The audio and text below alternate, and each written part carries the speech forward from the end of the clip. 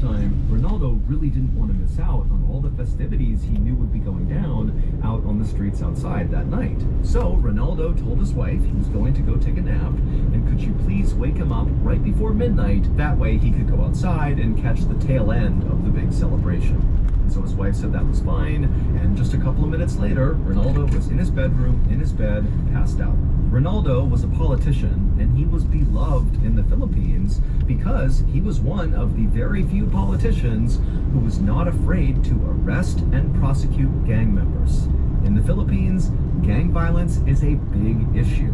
And really, Ronaldo was one of very few people doing anything about it. About 10 minutes before midnight, Ronaldo's wife went into the bedroom and woke Ronaldo up. And Ronaldo, even though he was really tired, he was so excited to get to go outside that he jumped out of bed and he made his way into the kitchen and he grabbed his camera, and then he called for his wife, his daughter, and his mother-in-law, who were the only people still awake in his family at this point, to come with him. And so they would agree, and they would come with Ronaldo. He would go outside, and as soon as he opened the door, it was like everything he hoped it would be. There were people everywhere, all along these busy streets. There were firecrackers being shot up into the sky. People were laughing and cheering and celebrating. And so Ronaldo was really excited, and what he really wanted to do was capture a picture of his family right as the clock struck midnight, kind of commemorating New Year's Eve. And so Ronaldo led his family to a part of the sidewalk that wasn't very crowded, and he positioned his family, so his daughter and his wife and his mother-in-law, in a position that he was happy with, and kind of made sure the picture was in frame. And then he kept checking his watch, waiting for midnight, and then right as it was about to strike midnight, he raised up his camera and he aimed it at his daughter, his wife, and his mother-in-law, and he took a picture. Here is the picture that Ronaldo took. In the foreground, you can see Ronaldo's daughter on the left, leaning up against the car, and then next to her is Ronaldo's wife, and then next to Ronaldo's wife is Ronaldo's mother-in-law. And all three women are smiling as this moment in time is captured on film. But what Ronaldo also captured on film were two men who he didn't know standing right behind his family. The man on the right is not looking at Ronaldo. Instead, he's looking out to the road near them and kind of staring at the festivities. He looks concerned. And then on the left is the other man who's clearly holding a gun that is aimed directly at Ronaldo. These two men were assassins who had been sent to kill Ronaldo. And Ronaldo took a picture at the exact moment that he was assassinated. Literally, the second this photo was taken, the man on the left in this photo fired his gun and killed Ronaldo. This photograph would be used by police to track down and arrest Ronaldo's killers. Police believe that Ronaldo was targeted because he was so anti-gang that very likely a gang hired hitmen to kill him.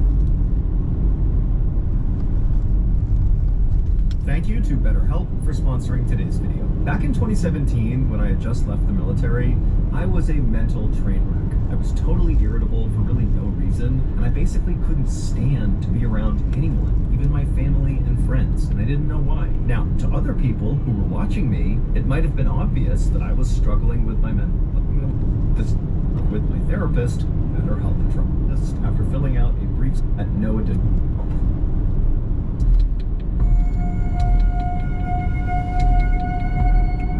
On a Friday afternoon in late August of 2008, a homicide detective in Los Angeles, California, named Kevin Lloyd, grabbed a cup of coffee from the break room and then made his way to his office, and he sat down at his desk.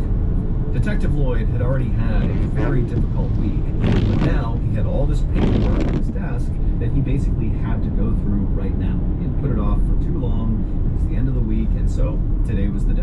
And so Detective Lloyd took one more sip of coffee and then began sifting through all the papers. Now, this paperwork that Detective Lloyd was charged with going through was really just a huge stack of biographical information about gang members in and around Los Angeles. Basically, any time a gang member got arrested for anything, could be super minor, their information was added to this big dossier of biographical information. And it was the job of the homicide detectives to periodically basically go through all of this information and just kind of make sure you're up to date with what gang members were doing in and around the city.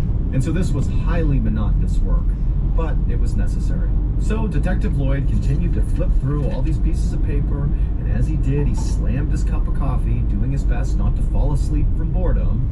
But after about 30 minutes, Detective Lloyd turned the page, and suddenly something he saw immediately stood out to him. And for about 30 seconds, Detective Lloyd just stared at the paper, having no idea what to make of what he was seeing. And what he was seeing was basic biographical information of a small-time gang member named Anthony Garcia, who had recently been arrested for driving with a suspended license.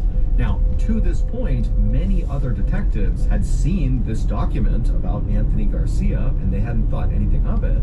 But when Detective Lloyd looked at this page about Anthony Garcia, a photo of Anthony immediately stood out to the detective. But before Detective Lloyd was prepared to run to his boss and tell him about this huge discovery he had made, he thought, you know what, I need to do a little bit more digging because this could totally be wrong. So Detective Lloyd left the paperwork on the desk, he put his coffee down, and he walked his way out of the office and down to the room in the police department where they stored all of the files for all the unsolved murder cases. And so Detective Lloyd, he goes in there and he begins walking up and down the rows until finally he found the case that he was looking for. He grabbed it and he walked back to his desk, he sat down, and he began to read it. Now, this unsolved murder case, which was from 4 years ago in 2004, did not appear on the surface to have anything to do with Anthony Garcia. But Detective Lloyd was reasonably sure that there were details in this unsolved murder case from 2004 that would prove his theory about Anthony Garcia. The file that Lloyd was reading described a murder that took place on January 23rd, 2004. That night, a 23-year-old man named John Juarez was standing in front of this liquor store called Mr. Ed's Liquors, which is located in a small neighborhood in Los Angeles. John was a devoted father to a 4-year-old girl, and he was also a devoted member of a gang. But on this particular evening, John was not doing anything criminal in front of this liquor store. He was just standing there near a street sign, kind of minding his own business. But at some point, 2 men walked up to John and asked him where he was from, but before John could even answer, one of these 2 men drew a gun and began firing shots into John, and one of those rounds struck him in the head and killed him. Now, after Lloyd had read through this file and the description of the murder several times and felt confident he had gotten all the information he could, he still wasn't sure if this was enough to prove his theory about Anthony Garcia. So he decided he would actually go to the liquor store where this murder happened and see it for himself. And so Detective Lloyd, he hopped in his car, he drove to Mr. Ed's Liquors, he parked in the parking lot, and he just looked around. He kind of scanned around the whole area. He took in the shape of the parking lot. He looked at the doors on the liquor store to kind of look at the size and the shape. He also saw the nearby street sign that John had been standing near when he was shot and killed. And so finally, after looking all around and feeling like he had seen all that he needed to see, Detective Lloyd felt more sure than ever that his theory about Anthony Garcia had to be correct. And so he drove his car back to the police station, he walked right into his boss's office, and he would tell him that they have been wrong about Anthony Garcia this whole time. He is not some small-time gang member, he is a big player, and he's not even trying to hide it. The photo that Lloyd saw of Anthony Garcia that really stood out to him when he was going through all that paperwork was the photo of Anthony when he was being booked into jail. And in this photo, Anthony is shirtless, and Anthony has this huge chest tattoo that you can clearly see in this photo. The tattoo shows a liquor store, and to the left of the liquor store is this military-style helicopter that's coming in and firing its gun towards the ground. And on the ground, in the line of fire from this helicopter, is what looks like this man who's got the body of a peanut. And so he's being killed by this helicopter. All the other people who saw this photo or who saw Anthony Garcia in person chalked up his tattoo to just some weird depiction of a helicopter killing a peanut guy, and they didn't think too much of it. But Detective Lloyd had actually been to the crime scene in '04 when John Juarez had been murdered. And so he had seen the layout of the crime scene. And then he's looking at this photo of Anthony Garcia's chest tattoo, and he realizes it is the same depiction of the crime scene. Anthony Garcia, his nickname was Chopper, which is often a slang term for a helicopter. And John Juarez, who was murdered in '04, he was a member of a gang called Pico Nuevo, and Anthony Garcia and the gang he was involved in, which was not Pico Nuevo, they used to make fun of people like John for being affiliated with that gang by calling them peanuts, meaning the helicopter in the tattoo represented Anthony Garcia, and the peanut guy was John Juarez. So this tattoo is literally like a confession that Anthony Garcia was the guy who shot and killed John Juarez. And there were other details in this tattoo as well that made it even more clear that this really was like a confession. I mean, just the angle of the peanut guy's body, so John Juarez's body in the tattoo, was the same angle as he was found in real life. And also the decorations on the liquor store in the tattoo lined up with the decorations that were on Mr. Ed's liquor store when John Juarez was murdered in '04. So really, Anthony Garcia sealed his fate by tattooing that to his chest. Ultimately, Anthony's tattoo would be used to convict him of John Juarez's murder, and Anthony would be sentenced to 65 years to life in prison.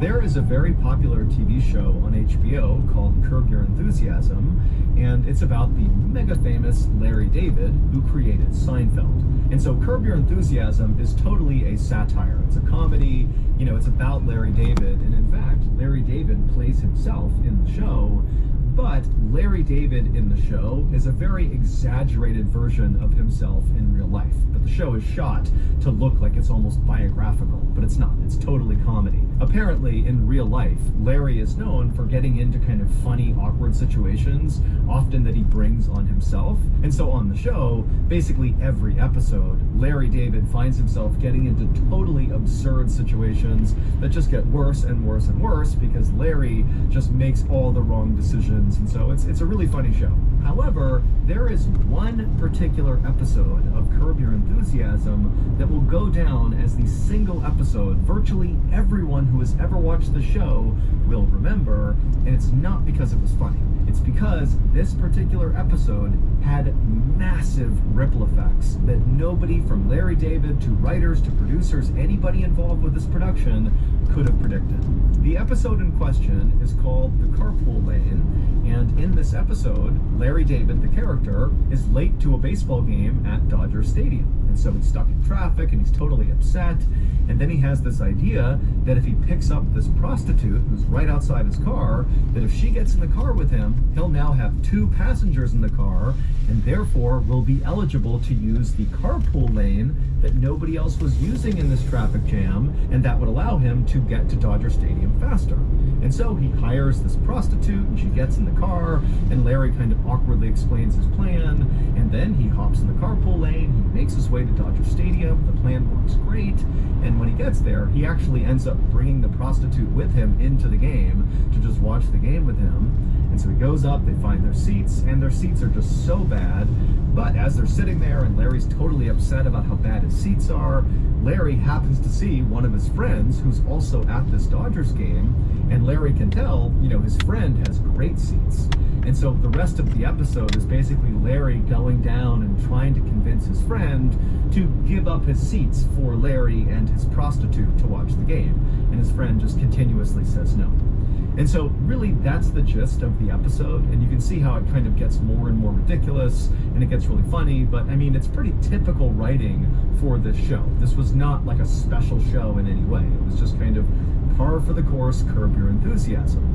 That is, until a lawyer named Todd Melnick heard about it. In the fall of 2003, this lawyer, Todd Melnick, called HBO and said he needed to see the raw footage from the episode they shot called A Carpool Lane. A producer at HBO named Tim Gibbons is the one who answered this call, and his first reaction was, we can't let you see this footage because this episode hasn't even aired yet, and so you're going to have to wait a couple of months until this episode comes out if you want to see this footage.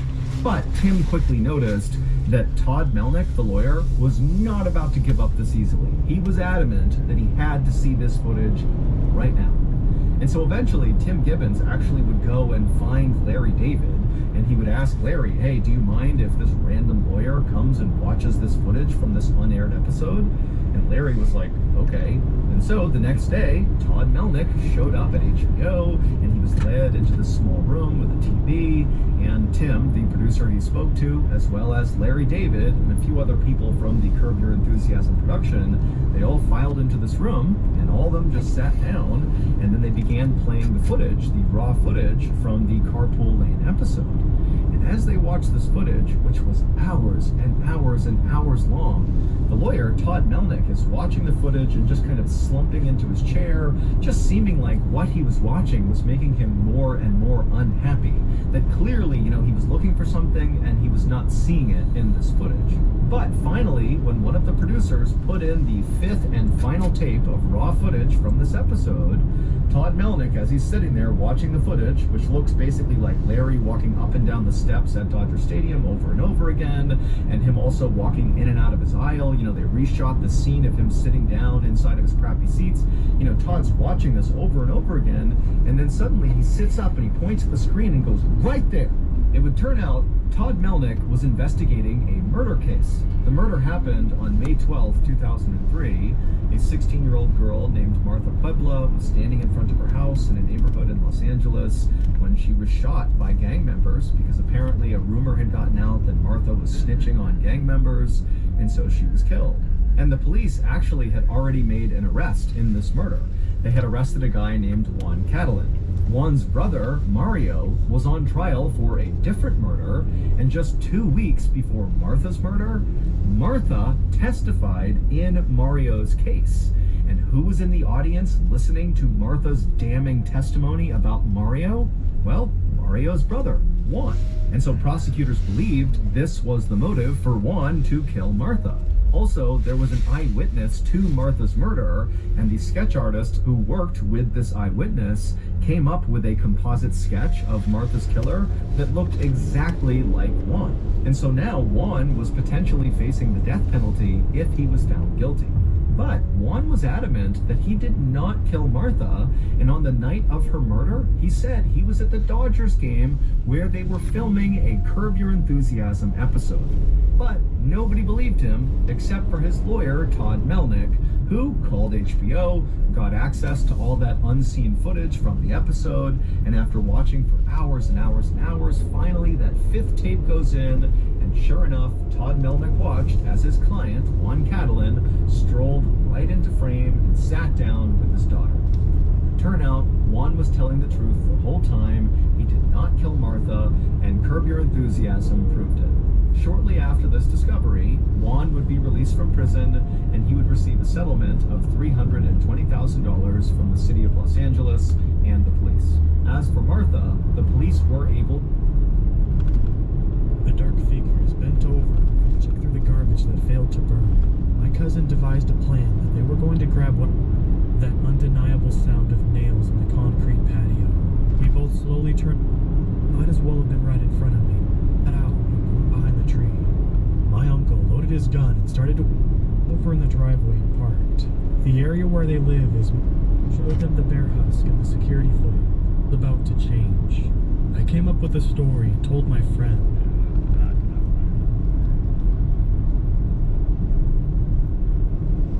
Roger seemed a little gleeful.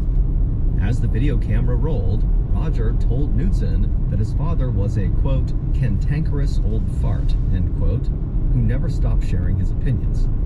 He also volunteered that, now that Kay was dead, he was likely to inherit millions of dollars from his father's estate.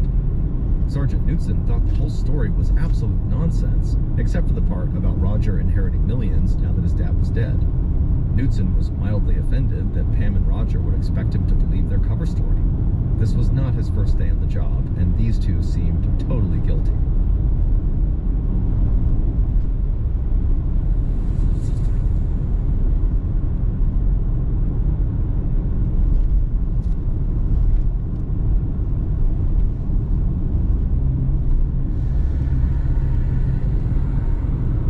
Kay's wife Darla finally reached the police tape across the driveway to her house a little after 9 p.m., feeling totally exhausted from worrying over the past hour.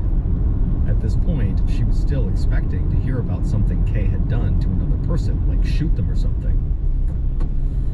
But when Darla identified herself to the sheriff's deputy guarding the driveway, he immediately led her and her friend inside to Sergeant Knudsen, who had a grim look on his face.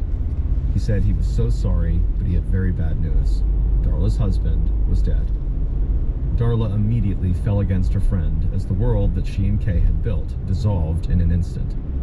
Then, out of the corner of her eye, she caught sight of her stepson Roger just standing in the corner looking beleaguered. Darla ran to him and hugged him tight as she started to weep. The two just stood there in a silent embrace for a long time. Sergeant Knudsen watched Darla as she leaned on Roger weeping, and he felt a pang of sorrow for her. But he also knew he was leading a murder investigation that just couldn't wait. If Pam and Roger were actually telling the truth, then that meant the gunmen were still at large, posing a huge threat to other people. Knudsen at this point basically did not believe Pam and Roger's story, but he still wanted to give them a chance to fully explain themselves.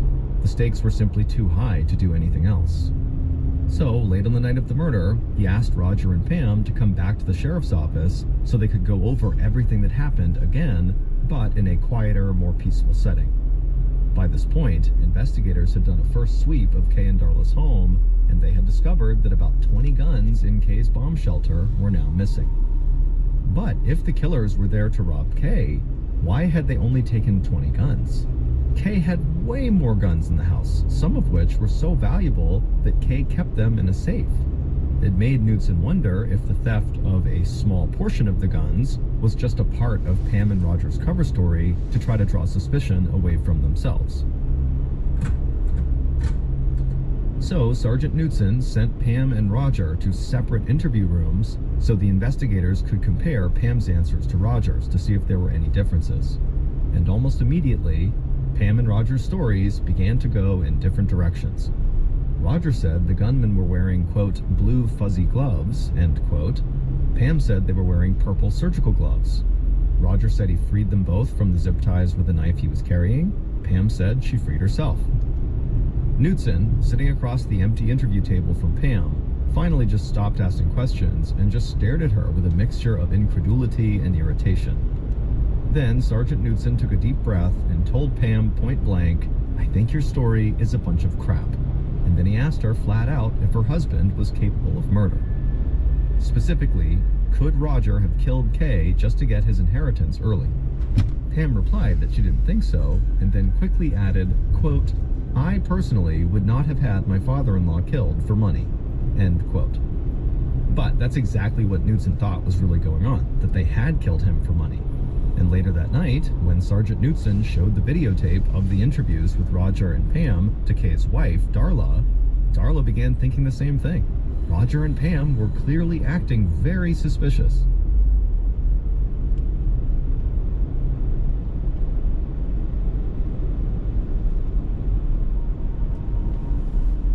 By the next morning, Knudsen and his team had figured out a few things about the death of Kay Mortensen. The crime scene itself was very neat, with no fingerprints, blood spatters, or signs of a struggle for investigators to analyze. That suggested that the crime was totally planned out ahead of time, but it also suggested something more.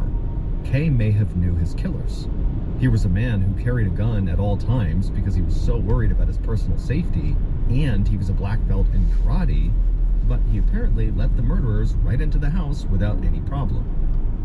The investigators also realized that their victim was the kind of person who had rubbed a lot of people the wrong way over the years. Stubborn and quick-tempered, Kay had been through 2 divorces before he met Darla, and he was estranged from one of his sons over a fight about money. Over the years, he had fought with Brigham Young colleagues, a business partner, and of course, the woman who owned the Great Dane that he had shot. At the same time, Kay had close friends going back decades, people like Martin Bond, the other guy who was very into doomsday prepping, as well as Martin's father, Mike, and they both lived nearby in Payson. Kay had helped them both cope with the death of Martin's older brother in 1997. Also, Kay could be very generous, loaning money to friends and family in need without really ever pressing for repayment. And so as a result, Kay had died with lots of people who owed him money. And so investigators came up with this long list of people who had something to gain from Kay's death, from revenge to debt forgiveness. But they struggled to identify anyone who would have been motivated to actually kill him. Roger and Pam suggested a guy named Mike Kipp, who apparently was so broke he had recently sold some of his guns to Kay to raise some money. And it just so happened that those were the very same guns that the gunman took from the bomb shelter. And so maybe, they suggested, Kipp just wanted his guns back. But Roger's own relatives increasingly suspected that Roger may have been involved in his father's death, and they let Newton's team know that Roger had a history of violence. He had once aimed a gun at a vehicle full of Boy Scouts when he was riding on his ATV, and his third ex-wife had accused him of throwing her against the wall and slapping her. He'd also battled a drug addiction in the years after his head injury. Roger admitted to having a troubled past, but he insisted that that was the past, before he met Pam and settled down. And he loved his father. They had bonded over their love of guns, and often traded weapons. He considered his dad to be his best friend, and said that he gave him money anytime he asked for it, and he also helped him break his addiction to drugs, so why would he want to kill his dad? But when Roger agreed to take a lie detector test, he failed it. The analyst concluded that Roger was trying to be deceptive. Investigators tracked down the suspect that Pam and Roger had suggested, Mike Kipp, to see if he could have conceivably killed Kay to get his guns back.